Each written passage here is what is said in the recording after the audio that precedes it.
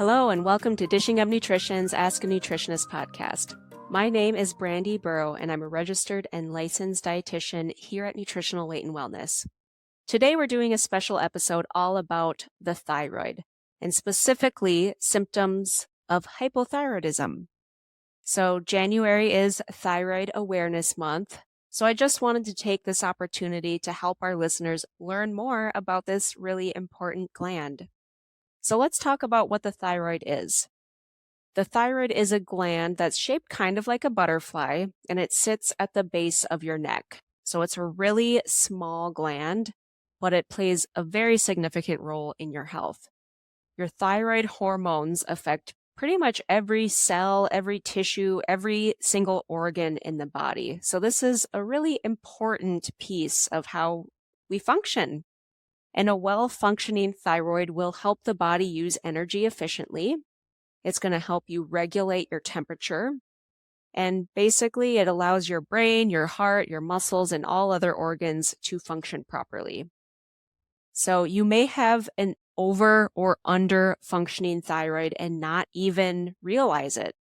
The thyroid is usually an overlooked issue when it comes to addressing other health issues.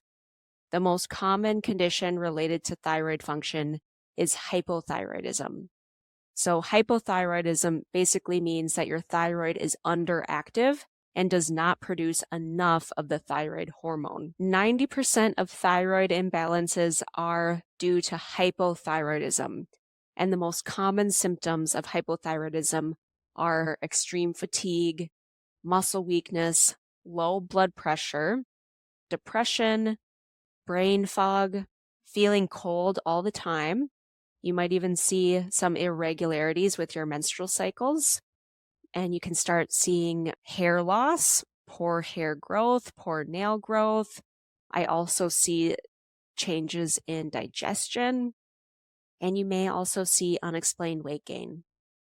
And unfortunately, many people with these symptoms have been prescribed medication to just address the symptoms. Maybe they've been prescribed antidepressants or sleeping pills, or maybe a laxative if they've developed constipation, or maybe they've just gotten the advice, you need to exercise more and eat less in order to lose weight. But these are not really solutions to the underlying issue of an underactive thyroid. So a lot of times these symptoms just persist and you don't really feel better in the end. So this can be really frustrating, to say the least. Many Americans do not receive the proper diagnosis of thyroid issues. So here are some reasons why that might be happening. First of all, symptoms of thyroid imbalances are not always obvious and can look like a lot of unrelated issues. So you just heard that long list of symptoms. That's not a comprehensive list. And even just looking at those symptoms, you wouldn't necessarily expect like low blood pressure to be connected to maybe poor hair growth. So they can seem sort of unrelated and it can be difficult to make those connections. Another reason thyroid issues are not often diagnosed is because the common tests that's done to screen for thyroid issues usually involve just one or two lab tests. Usually they're just looking at the TSH or the thyroid stimulating hormone, and sometimes they'll also look at free T4. So these two labs don't really tell us the whole picture of what's going on with your thyroid. So I suggest getting the full thyroid panel done in order to diagnose a thyroid imbalance. So the full thyroid panel will include not just the TSH and that free T4, but it will also have free T3, reverse T3, and the thyroid antibodies. If you're getting your thyroid tested, you may as well ask for that full thyroid panel so you get the full picture. Oftentimes, I meet with clients who report that their thyroid is doing just fine. They had their TSH checked at their last physical, and it was within normal range. We look at that value and find that it might have been within normal range within the clinic's guidelines, but they're still dealing with all symptoms that make me suspect they have a thyroid imbalance.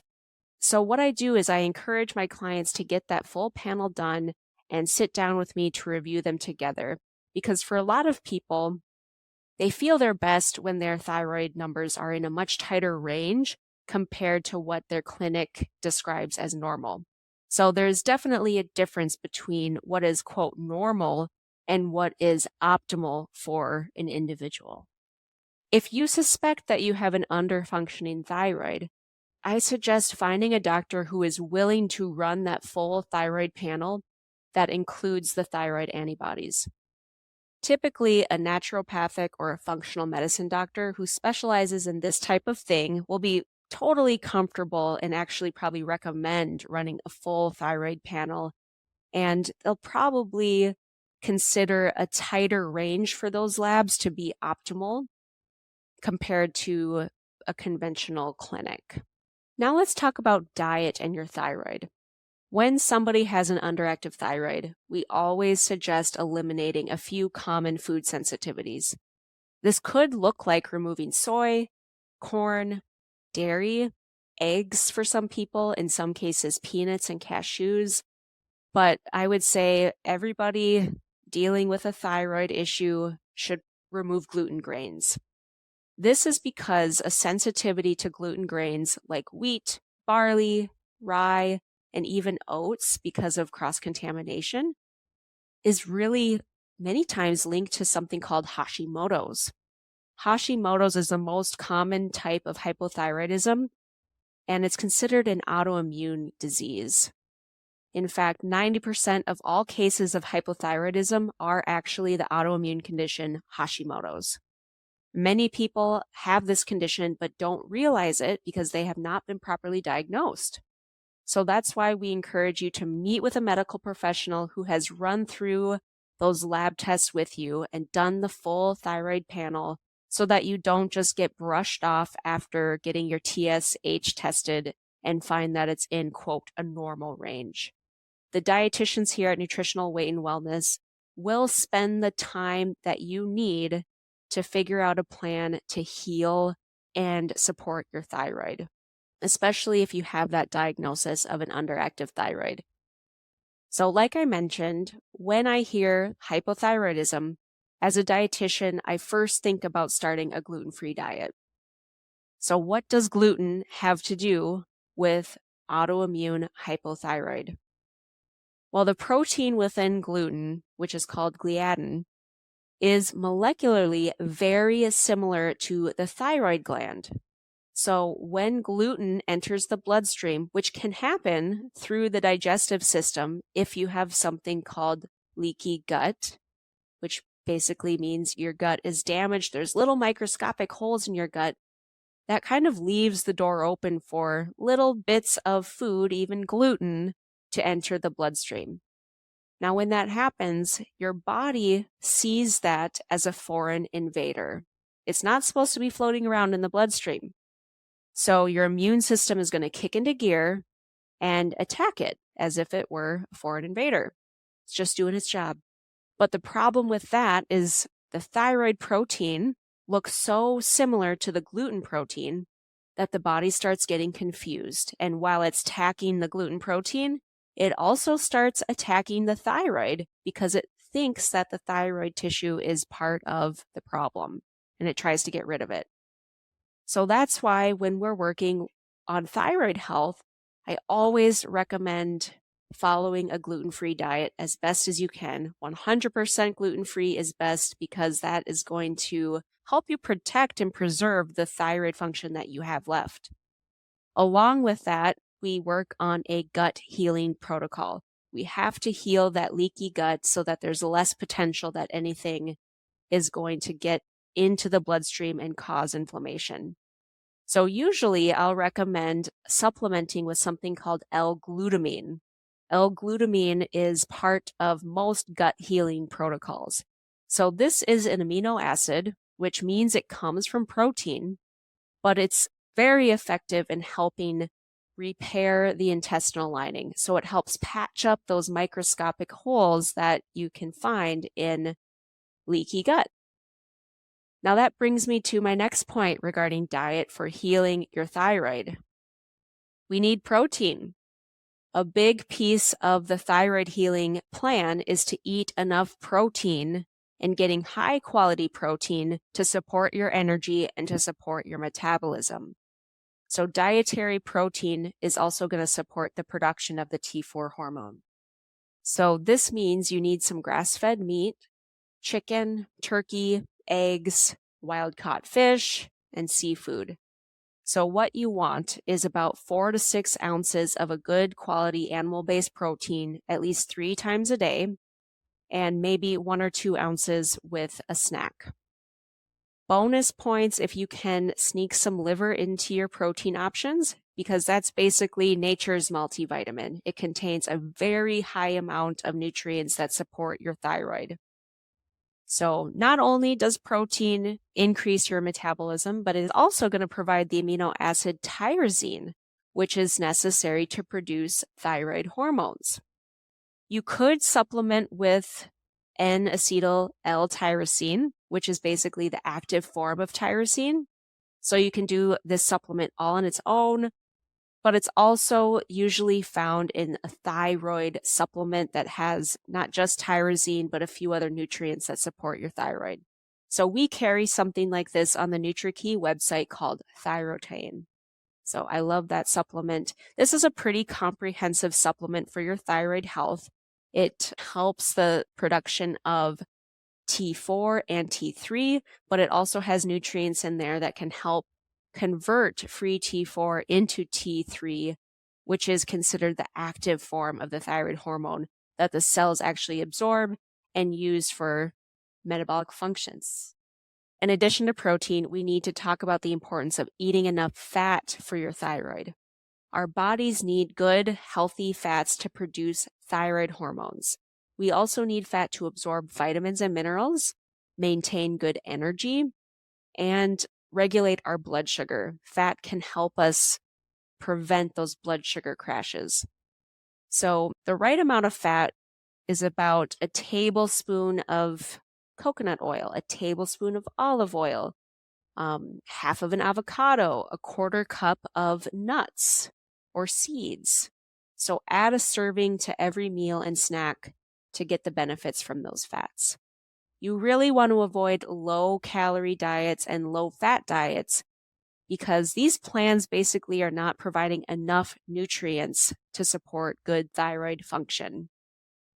You might be tempted to try to eat less if you find that you are gaining weight because of a low-functioning thyroid, but don't fall into that trap. Here's a little reminder on why eating enough and eating enough of the right foods is so important for your thyroid function and weight management.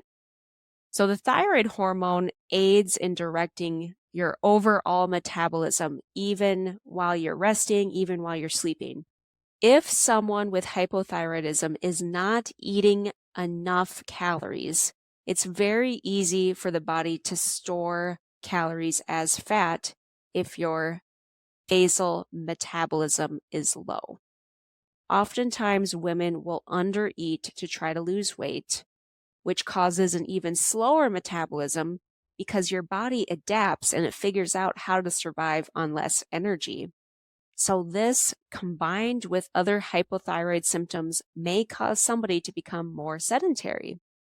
We need to eat enough protein and enough fat to support a better working thyroid, give us better metabolism so we have more energy and we can remain active.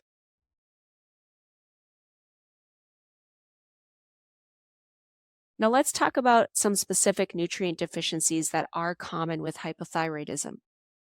Zinc is something that I often see with an underactive thyroid. Zinc is needed to produce the TSH, thyroid stimulating hormone, but it's also needed to produce free T4 and free T3. So some good food sources of zinc are red meat, pumpkin seeds, and oysters. Some other signs to know if you're low in zinc are white spots on your nails, poor wound healing. Maybe it takes a long time for you to heal from a cut or a burn or even a cat scratch. Or maybe you get sick a lot. Maybe you have low immune function. Another sign is you're starting to lose your sense of taste, or maybe you find yourself adding a ton of salt to your meals. Those are all signs of a zinc deficiency. But we need zinc, so watch for those signs. Selenium is another key mineral for making thyroid hormones. A very simple solutions to make sure you're getting enough selenium is to eat 2 Brazil nuts every day. So Brazil nuts are really rich in selenium. I have some clients that think of their Brazil nuts as their selenium supplement for the day.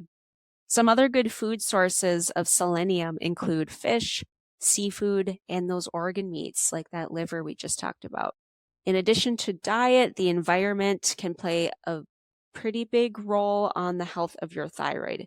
So we want to avoid toxic chemicals like artificial fragrances and plastics as much as possible in our daily routines. A great resource to get started with this is the Environmental Working Group. So you can head to their website, ewg.org. You can actually search on their website to double check how clean or toxic a household product is or a beauty product is. So ewg.org is a really great resource to use. Stress can also be a big factor when it comes to thyroid issues. Our endocrine system is all connected, which includes the thyroid, your adrenal glands, and your reproductive organs. So stress that impacts the thyroid could be from chronic life stressors, something that's an ongoing stress in your life that's never resolved, or it could even be an infection like Lyme's disease. Or maybe you're just somebody that is kind of generally kind of high strung or an anxious person. This all sort of triggers stress in your body, and it can trigger overproduction of cortisol, our stress hormone. So high levels of cortisol can impair your thyroid hormone, which can result in a low thyroid function. So if you can manage your stress, reduce your stress, your thyroid numbers might improve. For stress management, I recommend getting enough sleep, very effective in managing stress. I also recommend some gentle exercise, something really calming like yoga, stretching, walking outside. You can try meditation or guided breathing practices for stress management. Regular outdoor and sunshine exposure is a good way to manage stress, but you have to find something that's going to work for you. A couple other things that can help with stress management, there are a few supplements that can be useful. Ashwagandha is an herb that can help calm stress and actually improve thyroid function. Ashwagandha is something that I suggest using in acute states of stress. So if you're maybe going through a rough period at work, you've got deadlines, or maybe you're packing up your house, getting ready for a move, big stressors like that. And it is something that I recommend taking a few weeks off every few weeks. So kind of cycling on and off if you find the ashwagandha helpful. There are a few other supplements that can help for just calming the brain, calming the mind. L-theanine is one of my absolute favorites for, anxious thoughts, general anxiety. 5-HTP and GABA are a couple of other options to kind of rotate through. So all of these options are supplements that I would review in more depth during a one-on-one appointment, just to determine which one or which combination is best for the person in front of me. Well, we just scratched the surface on this very important topic today. If you would like to get the best support with your thyroid issues, naturally, I highly encourage you to make an appointment with me or any one of the dietitians here at Nutritional Weight and Wellness. Don't wait to start feeling better. Get the support that you need now. We have in-person or virtual appointments, whatever is the most convenient for you. And our website is full of free resources and articles all about thyroid health. So head to our website, weightandwellness.com, if you want to learn more. Well, that is it for today's show. I hope you found this episode helpful and informative. Thank you all so much for listening, and have a great day.